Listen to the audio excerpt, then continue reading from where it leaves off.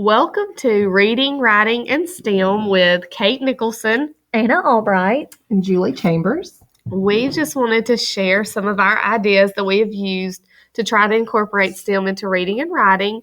We want to say that we are by no means experts, and we're just sharing some ideas, and we would love to hear your ideas as well.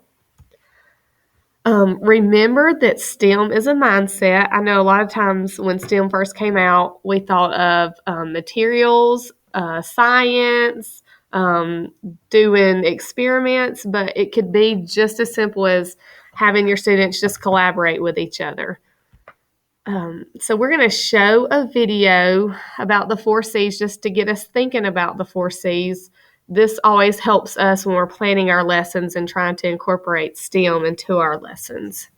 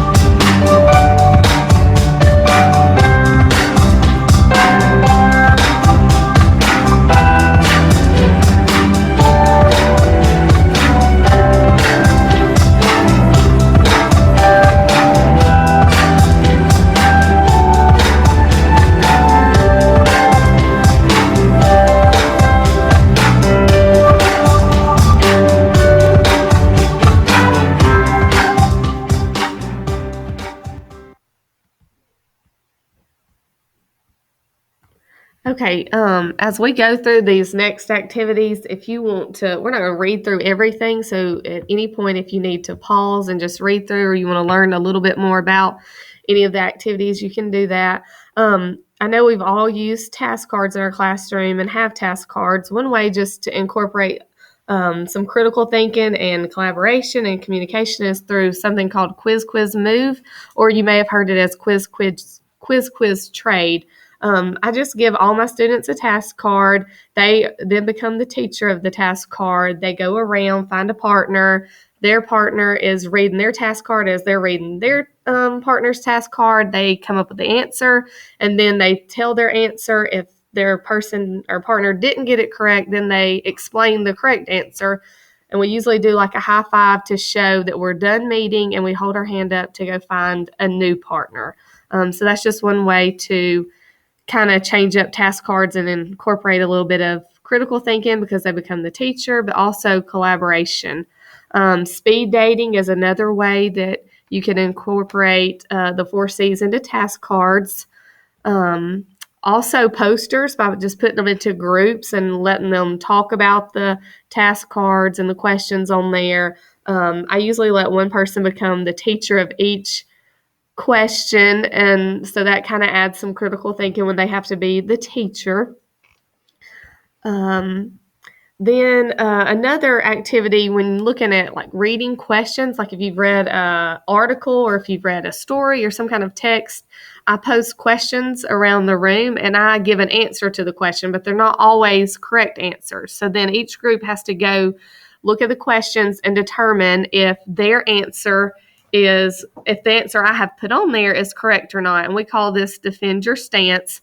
So then they decide is the answer I had correct or not? And if it is, they tell me why they think it is. And if it's not, then they say why that wasn't correct and they give the correct answer. So again, just to add some collaboration and critical thinking to some just regular reading questions.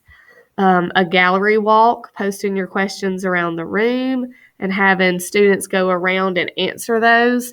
I usually tell mine they can't put what another group has already added to the answer. So that adds some critical thinking because then they have to think of something else to put on there. Reading graffiti, I'm sure y'all have seen this before. That's another way that you can add communication, collaboration into just some reading assignments. Table talks and turn and talk. For years, I was guilty of just asking a question and saying, okay, raise your hand if you know the answer. And I still do that. But one way to get everyone involved is by saying, after you've asked a question, turn and talk to your neighbor. And we set rules for this so that everybody knows they need to be talking at a conversation level in the classroom, or just table talks is another good way just to get everyone involved when you're asking questions. Choice boards are another way just to add some creativity into what you want your students to do and let them kind of explore, options that they like. Each week I do a choice board for the students, and I'll just kind of show you what one of these look like. So at the top, they have things that they have to do. So you notice it says must do. They have to do those things. And then the next section is kind of like pick one. These are things you may do. You choose one or the other. So that way they can kind of choose things that they're interested in. And then at the bottom are the may do's, and that's kind of where they can be creative. They can, they're reading activities, but they might get to create a commercial about a book they've read. They might get to decorate a book cover, write a new beginning, just things like that to give them some choices in what they're doing. Also, one way to include a STEM in your reading classroom is through a creation station or a maker cart. We just have an area in the classroom where they can go once they've finished those must-do assignments. This is where they can go do those may-do assignments. And really, this just becomes motivation to get them to do those assignments that you want them to do. When they know they have the option to go be creative, they tend to work a little harder and make sure they work through their must-do assignments.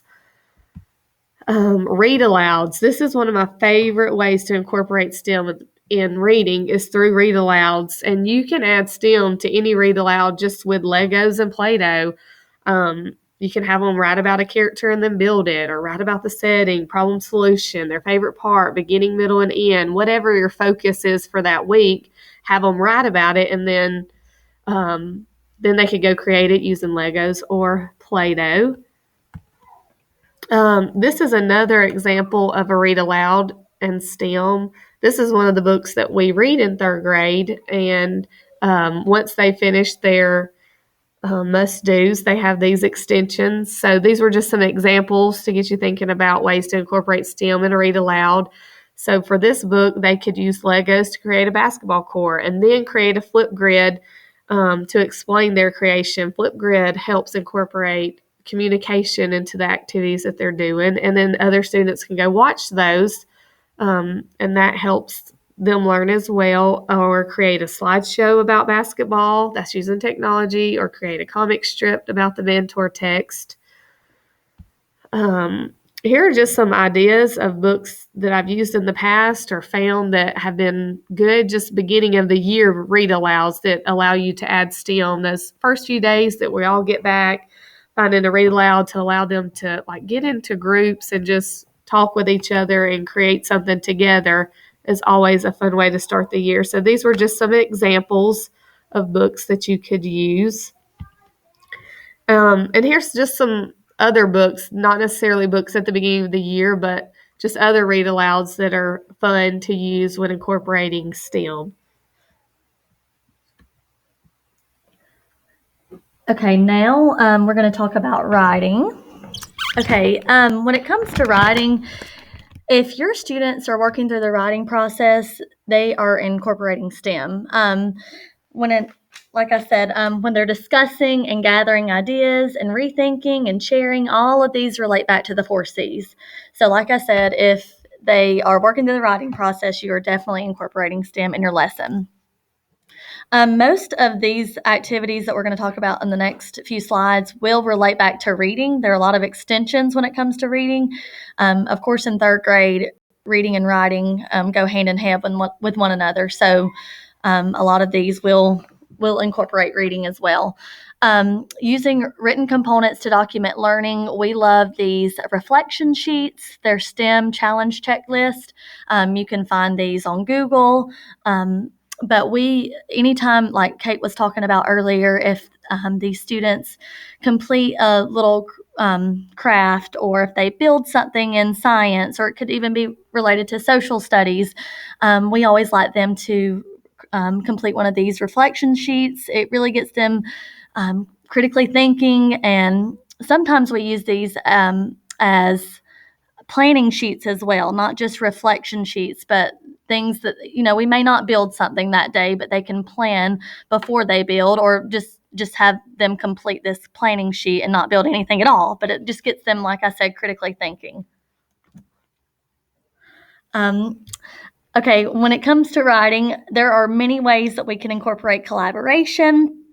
I actually like to have my students share their documents with one another if they are working on some sort of paper, especially when they type it on Google Docs. They are able to share it with one another, and they maybe they are looking for specific things that day. Maybe we've had a mini lesson on dialogue or beautiful words, and they may go in and give feedback on that specific skill.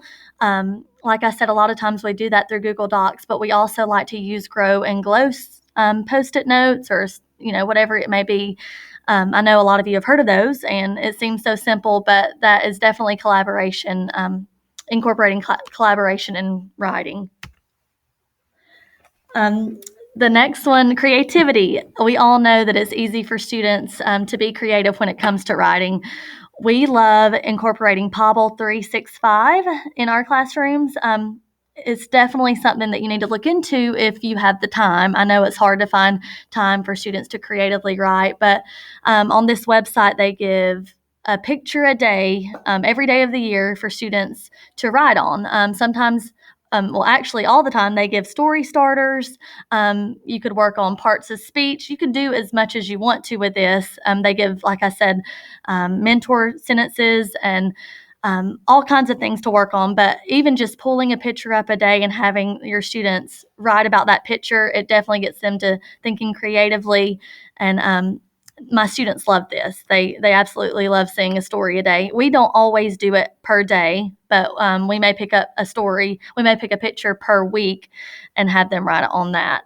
Scribble stories are also really fun. You give a student, as you can see, a paper like that, and you have to create a starting line for them, and they can create an image out of that and then write a story. So like I said, they love that as well. Communication, just having students, come up in front of the class and talk about what they've written or read what they've written is incorporating communication. But we also like to have our students record themselves. It really sharpens their communication skills when they record themselves on maybe Flipgrid, or you can use Reverb. It's an app or a website, but it's really good for students just to be able to listen to themselves communicate their writing. Okay, another way of incorporating the 4 C's is through critical thinking during your writing. And I know a lot of you in the past have used raft writing. And I know I use these during social studies since that's one of my main subjects that I teach. And it's just an easy way, and you can find blank sheets of those on Google. But one thing about writing is you don't have to constantly go through the whole entire writing process, from pre-writing to writing your rough draft to editing and everything. You can find ways to incorporate writing and finding ways for students to incorporate their critical thinking in just real quick, short writings. And so what I have done, I have linked and shared with you as soon as it gets up here. Ideas of how you can incorporate critical writing throughout your day. One thing that I've done is I've used pose a question of the day, and it could be a riddle. They can use mathematic terms during math time. You can do this with science. You can do this with social studies. If you have journals, this could be something that you could use during that time. And there's make a response box. And that's another way that you can incorporate that. Take a side. And that's kind of like what Kate said earlier, where she gives an answer and they have to decide what side do they want to go with. Do they agree with it or not agree with it? And they have to be able to explain. Role play is a good way to incorporate the 4 C's, and that would be easy for your pre-K and kindergarten classes to do that too. And go hitchhiking is another way to do to show critical thinking. And it's the way you do hitchhiking is you write a problem on the index card and you can pin it up on the room, and then you can put your students in groups, or you can do this individually throughout the week. And I've done this as like a little extra extension, and they have to come up and brainstorm ideas to critically try to correct that mistake or come up with a solution to that problem. And so they kind of hitchhike or piggyback on each other's ideas. So they always love that. I have also added a copy for you to be able to have on your drive of writing extensions that you can use throughout your classroom. I know some of these may be a little easy for your 4th or 5th grade students, but you could take them and change them and make them your own. But it just is easy ways to incorporate real quick writing, and I know as you, like we're always struggling trying to find time to incorporate writing every day. But this is like a really good, easy solution to that. So, take your time to look at this, decide, what would work for you. And it gives you a little poster that you could print off and put up in your classroom to kind of explain to your students how each one of these writing activities works. So let me get back.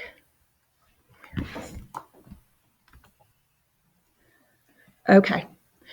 We hope you have enjoyed our presentation. Let us know if you have any questions. Thanks.